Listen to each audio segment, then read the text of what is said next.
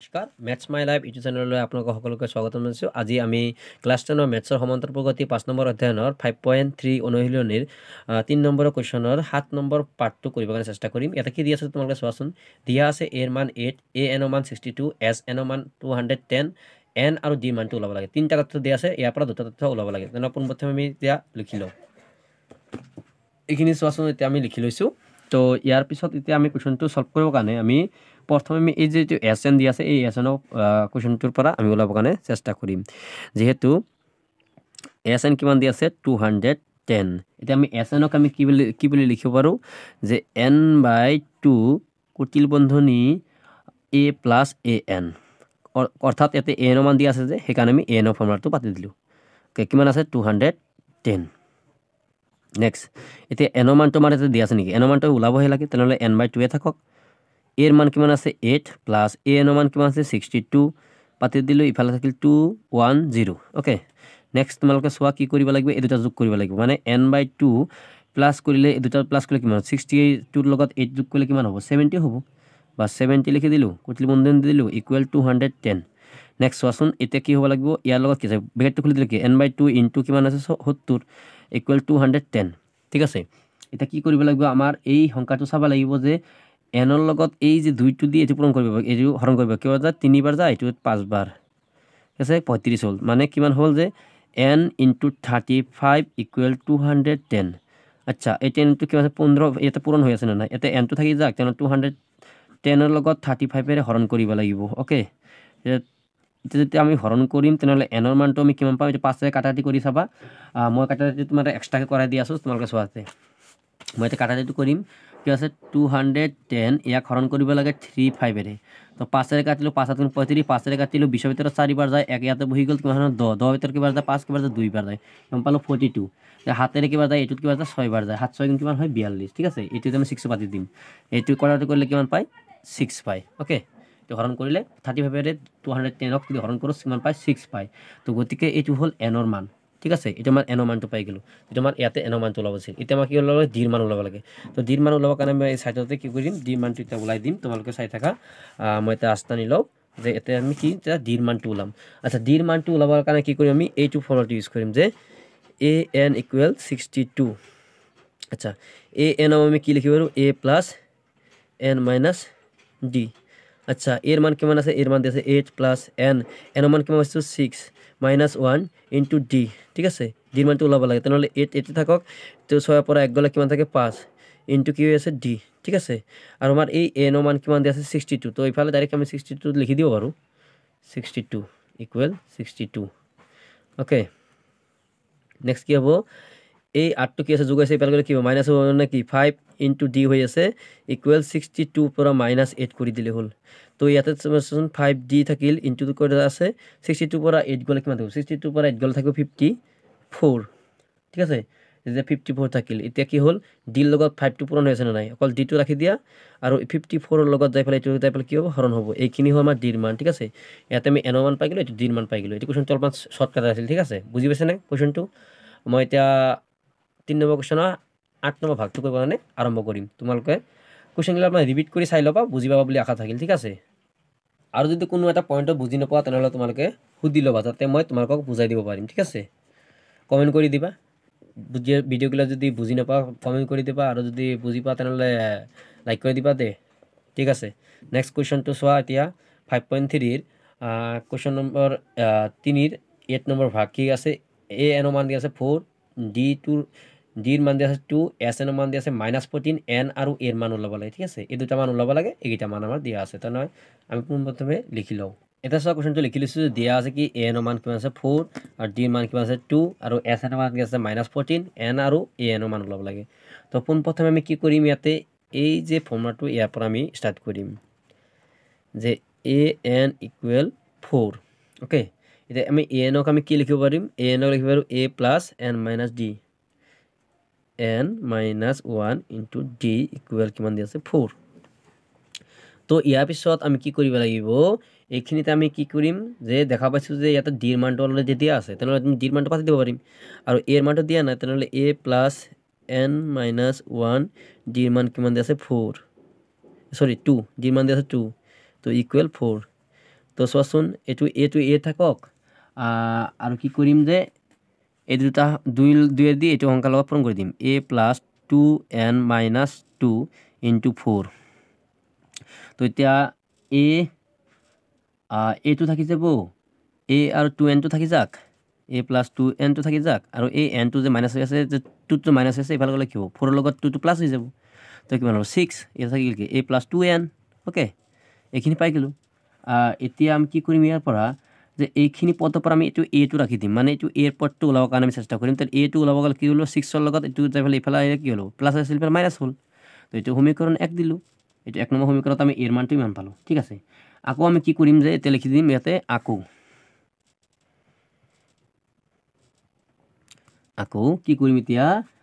এই যে এইটো এছ এনৰ মান দি আছে এই এছ এনৰ মানৰ পৰা ওলাব যাম এছ এন ইকুৱেল মাইনাছ 14 দি আছে আচ্ছা এছ এনক আমি কি লিখিব পাৰিম এছ এনক আমি n/2 কুটিল বন্ধনী a প্লাছ a n কাৰণ এইটো a n মান দি আছে ন সেইকাৰণে a n ফৰ্মুলাটো লগাই দিছোঁ ইকুৱেল মাইনাছ 14 ওকে নেক্সট এতিয়া n মানটো দিয়া নাই n মানটো ওলাব লাগিব তো n/2 কি কৰিম এতিয়া ইয়াতে এৰ মানটো পাতি দিম এৰ মানটো নাই তো এৰ মানটো এইখিনি আছে ন তো যদি এৰ মানটো এইখিনি আছে যদি আমি পাতি দিওঁ এর মানটো কিমান আছে 6 মাইনাছ 2n এইখিনি আমি পাইছোঁ ইয়াতে 1 নম্বৰ সমীকৰণ প্লাছ an তে an ৰ মানটো আমাৰ ইয়াতে কি আছে an ৰ মান দিছে 4 ওকে দিয়া আছে তো মাইনাছ 14 লিখি দিলোঁ এতিয়া চাচোন এইটো যেনেকৈ আছে n/2 লিখি দিলোঁ ইয়াতে কেলকুলেশ্যনটো কৰি লওঁ কাৰণ 6 টকা আছে আৰু এটা 4 টকা কিমান হ'ল 10 টকা হ'ল 10 মাইনাছ 2n ইকুৱেল কিমান থাকিল মাইনাছ 14 ওকে এইখিনিতে লিখি দিব পাৰিলোঁ এতিয়া চোৱাচোন ইয়াৰ পিছত আমি কি কেলকুলেশ্যনটো কি কৰিম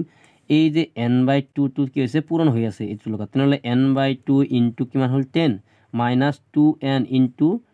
n/2 ইকুৱেল মাইনাছ 14 এইটো 2 এইটো কাটি দিলে কিমান যায় 5 বাৰ গ'ল এইটো 2 এইটো দি গ'লে একবাৰ যায় ঠিক আছে তো অৰ্থাৎ কিমান থাকিল ইয়াতে n আৰু 5 মানে 5n মাইনাছ n আৰু n কিমান হ'ব n square okay n square হৈ গ'ল আৰু এই প্লাছ মাইনাছ 14 ইফালে কি হ'ব প্লাছ 14 হৈ যাব ইকুৱেল 0 এইটোতো চোৱাচোন এইটো আকা পিছা হৈ আছে এতিয়া কেনে কি কৰিম আমি এইটো যিটো স্কুৱেৰ থকা সংখ্যাটো আমি আগত ল'ম minus n plus 5n plus 14 equal 0 যে আমি যদি কি কৰিব লাগে যে প্ৰথম বস্তু কেতিয়াও আমি নিগেটিভ ৰাখিব নোৱাৰি ঠিক আছে সেইকাৰণে আমি কি কৰি ল'ম এইটোত গোটেই এটা মাইনাছ 1 এটা পূৰণ কৰি দিওঁ তেনেহ'লে চিনটো খালি চেঞ্জ হৈ যাব n/2 প্লাছটো হৈ যাব মাইনাছ প্লাছটো হৈ যাব মাইনাছ ইকুৱেল 0 কিয় কাৰণে হ'ল কাৰণ ইয়াতে গোটেই এই প্ৰথম পদটো মাইনাছ আছে কাৰণ স্কুৱেৰ থকা পদটো যিটো আমাৰ প্ৰথম পদটো সেইটো মাইনাছ থাকিব নোৱাৰে সেইকাৰণে গোটেইটা আমি মাইনাছ চিনে পূৰণ কৰোঁতে মাইনাছ মাইনাছ কি হ'ল প্লাছ হৈ গ'ল তেনেহ'লে বাকীটা চিনবিলাক সলনি হৈ যাব প্লাছ টকাটো মাইনাছ হৈ যাব প্লাছ টকাটো মাইনাছ হৈ যাব ওকে এইখিনি বুজি ল'বা দেই এইখিনি কিন্তু ট্ৰিকৰ নিচিনা আছে তোমালোকে যাতে এইটো ধৰিব পাৰা সেইকাৰণে মই অকণ বুজাই দিছোঁ ঠিক আছে এতিয়া চোৱাচোন এতিয়া আমি যিটো পদ পালোঁ ইয়াতে এই প্ৰথম পদৰ লগত কি আছে 1 আছে আৰু ইয়াতে কিমান আছে একো নাই মানে কি 1 আছে আৰু ইয়াতে আছে কিমান 14 আছে তো 1 আৰু 14 এৰে আকৌ এই প্ৰথম পদ যেনেকৈ ভাঙিছিলোঁ 1 আৰু 14 পূৰণ কৰা 1 ইনটু 14 কিমান থাকে 14 থাকিব এতিয়া 14ক আমি কি কৰিব লাগিব ইয়াৰ ছুটি হৰণ কৰি দিয়া 2ৰে কৰা 7 বাৰ ঠিক আছে এতিয়া চাচোন এই 2 পালোঁ 2 আৰু 7 পালোঁ 2 7 14 এতিয়া এই দুটা সংখ্যা এনেকুৱা ধৰণৰ সজাব লাগিব যাতে আমি কি পাওঁ যোগ বা বিয়োগ কৰি কিমান পাওঁ 5 পাওঁ ঠিক আছে তেনেহ'লে 7ৰ পৰা যদি 2 বিয়োগ কৰি তেনেহ'লে কিমান পাম 5 নাপাব জানো 5 পাম ন 7ৰ পৰা 2 বিয়োগ কৰিলে তেনেহ'লে এইটো আমি ইয়াতে লিখি দিম যে n square minus 7 minus 2 n 14 equal 0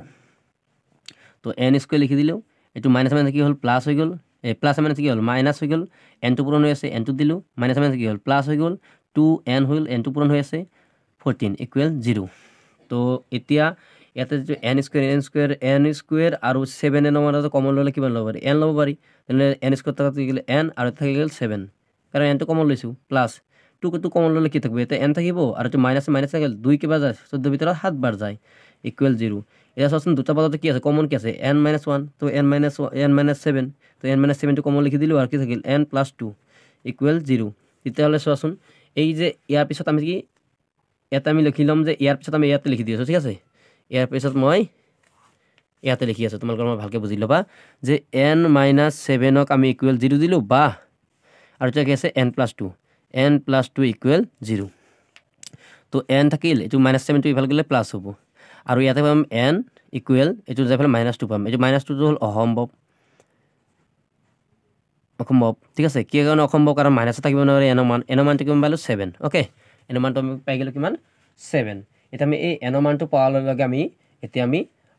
এৰ মানটো ওলাই দিব পাৰিম কিয় কাৰণে যে 1 নম্বৰ সমীকৰণত যিটো আমি লিখিছিলোঁ এই যিটো 1 নম্বৰ সমীকৰণ লিখিছিলোঁ যে a = 6 - 2n = 1 নম্বৰ সমীকৰণ ছিল এই 1 নম্বৰ সমীকৰণত আমি ইয়াতে এনৰ মানটো পাতি দিলে আমি ইয়াতে এৰ মানটো পাই যাম তো আমি ইয়াতে এনৰ মানটো পাতি দিওঁ যে 1 নম্বৰ সমীকৰণত 1 নম্বৰ সমীকৰণত n = 7 পাতি n = 7 পাতি ঠিক আছে এইখিনি মান এতিয়া পাতিম তো 1 নম্বৰ সমীকৰণটো কি আছিল a = 6 - 2n আচ্ছা